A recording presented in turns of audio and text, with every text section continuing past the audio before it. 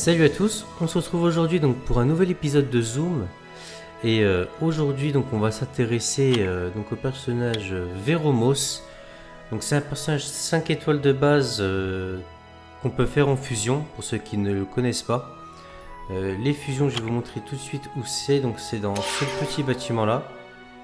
On est dans fusion et ici en gros vous avez Veromos et quand vous cliquez sur combinaison ici vous avez donc tous les composants que pour pouvoir faire en gros le monstre. Si jamais vous n'avez pas les 4 étoiles, bah vous montez les 3 étoiles comme c'est mis ici en 4 étoiles éveillées, vous les fusionnez sur les personnages comme ça.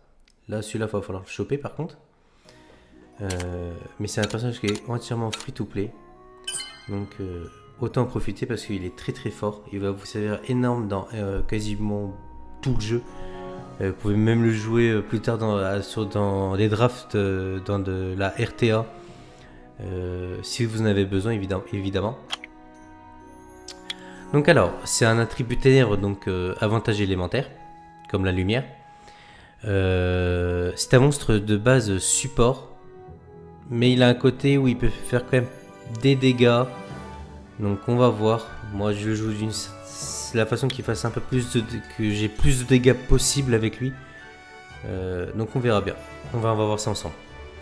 Donc méga fracas, donc c'est le skill 1, attaque avec des pouvoirs magiques avec 50% de chance d'infliger des dégâts continus pendant 2 tours. Les dégâts augmentent en fonction de la vitesse d'attaque. Donc plus vous avez de vitesse d'attaque, plus il va taper fort avec le skill 1. Même si c'est pas forcément ce qu'on cherche sur Veromos. Le skill 2, là ça va commencer à devenir vraiment intéressant. Super crash, attaque tous les ennemis pour infliger des dégâts proportionnels au max des PV de l'ennemi. Et étourdi-les avec 40% de chance. Si une cible n'est pas étourdie après l'attaque, réduit sa jauge d'attaque de 50% avec 100% de chance.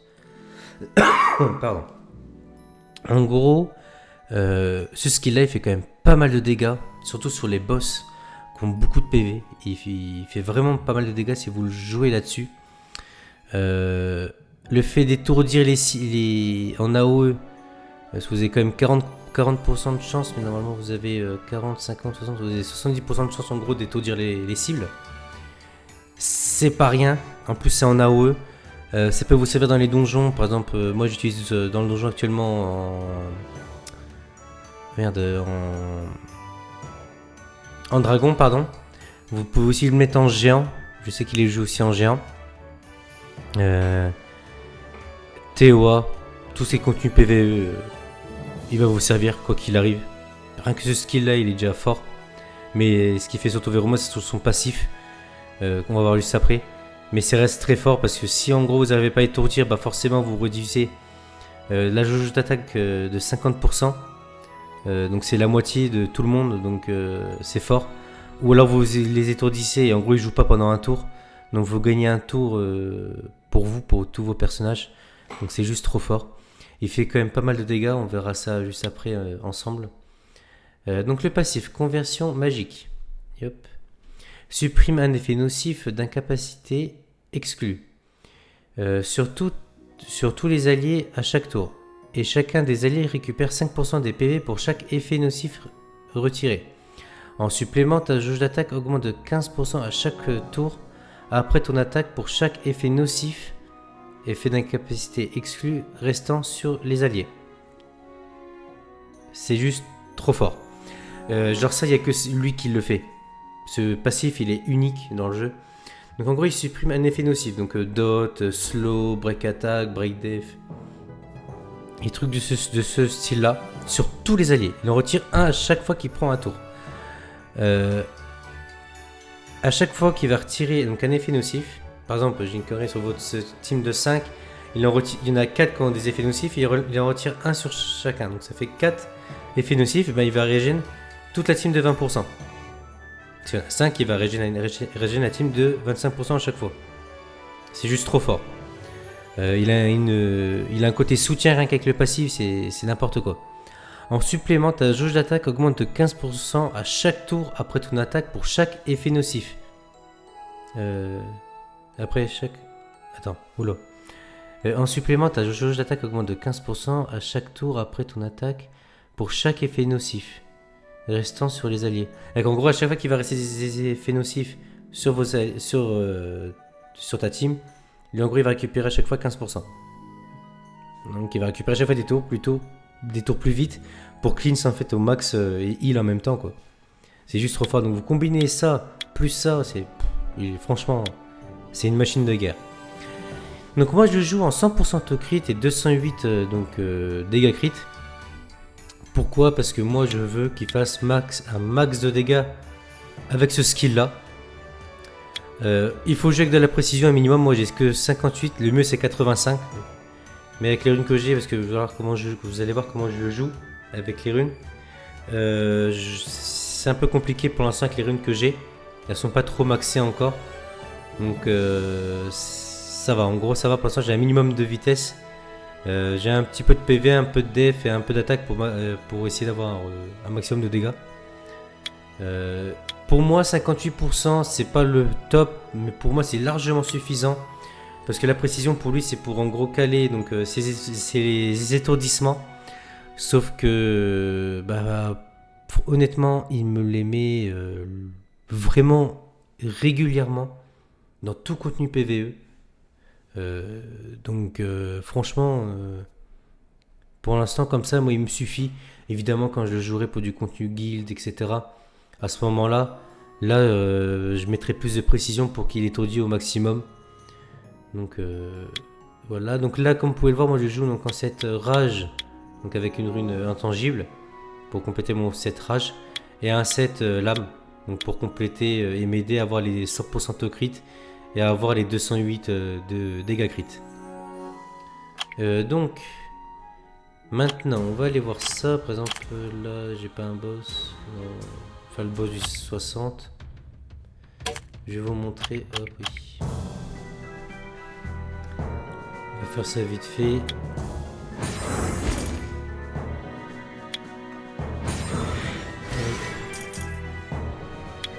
Attendez, je vais laisser comme ça. Je vais faire le skill 2 avec Veromos. Voilà. Mais là évidemment il m'en est étourdi là.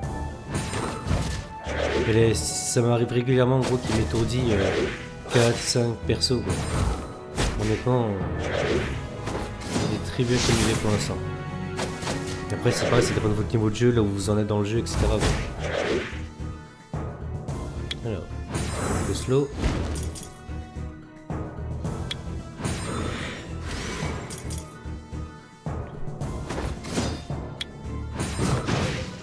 Mais tu vois il m'en a étourdi 3. C'est largement suffisant quoi.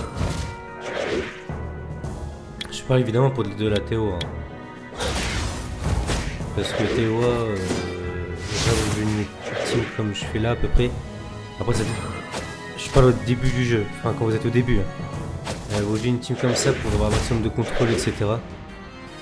Donc alors vous allez voir sans break def. Je vais juste essayer de stun les autres. Les deux. Alors, on va faire du combien? 7000, bon c'est pas fou, il n'a pas non plus énormément de PV. Vous allez voir après, essayer de le refaire. Vas-y, récupère ton slow.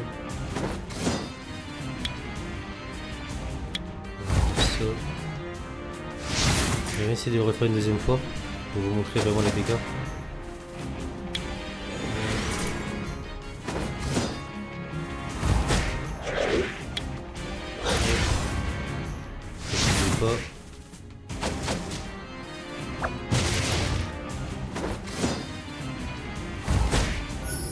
Voilà, on va voir. Là en gros elle me fait ça parce qu'en gros c'est par rapport au PV de l'ennemi. Et là vu que je suis que à l'étage 60, elle n'a pas encore énormément. Mais par exemple si je me mets sur le dragon, attendez, on va quitter. Je vais aller me foutre sur le dragon directement. Là moi vous verrez, mais en gros vous voyez, en gros ça retire toujours un minimum en fait. Quoi qu'il arrive ça retirera toujours un minimum de PV en gros à votre boss. Et en gros ça peut vraiment vous aider. Alors, je vais faire moi-même directement. On s'en fout du temps.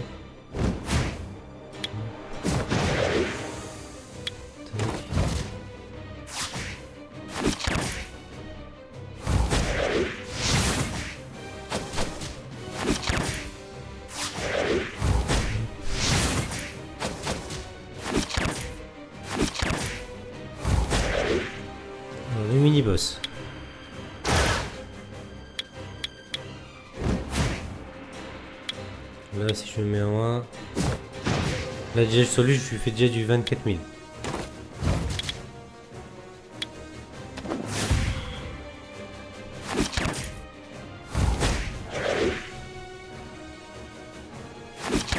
Alors... Le slow...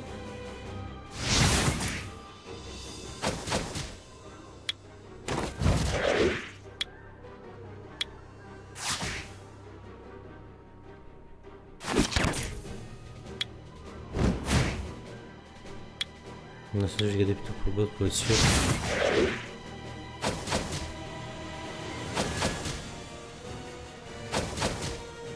Mais bien, il a proc là. Ouais.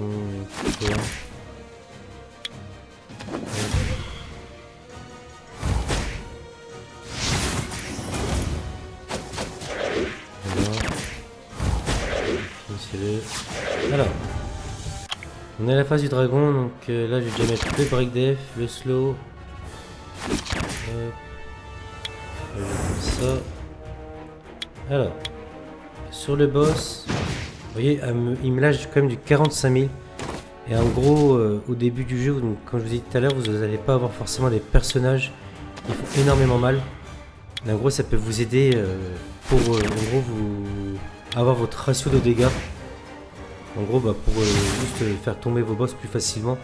Et en gros, avoir des teams une team qui peut être maximum, enfin optimal, on va dire, pour en gros avoir un meilleur taux de win. Surtout qu'il vous procure en gros bah, une meilleure survie déjà parce qu'en gros il peut vous cleanse, il peut vous heal en même temps, il réduit KTB donc il contrôle. Hop. Franchement, c'est vraiment pas un personnage que vous pouvez ignorer sur le jeu. Vraiment, il a toujours été fort et depuis il est toujours aussi fort.